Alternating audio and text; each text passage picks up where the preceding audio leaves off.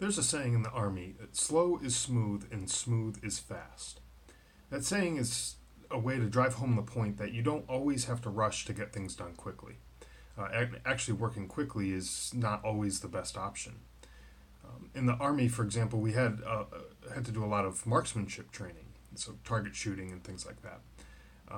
And if we got to the shooting range and we just started pulling the trigger, not aiming or anything like that, we'd only hit our targets really if we were lucky.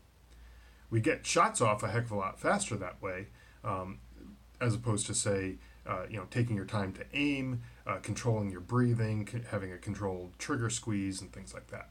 But what's really the goal in that type of training? Is it putting as many bullets downrange as possible, or is it hitting the target? I could spend all day and go through thousands of rounds of ammunition and not hit a thing if I didn't aim properly and use the basic fundamentals for shooting.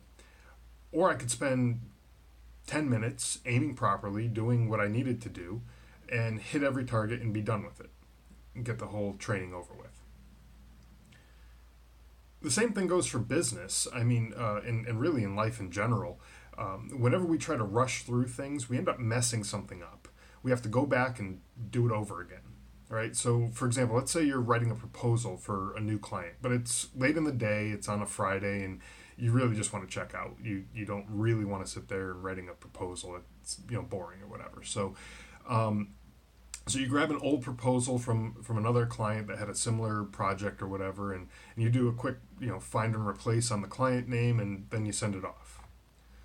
Took you maybe 5 minutes to do. But the end result was garbage because you forgot that super important thing that this new client wanted that the old client didn't want, and you didn't add it to the proposal. Completely forgot to do it because you rushed through. So now you have to go back and redo it.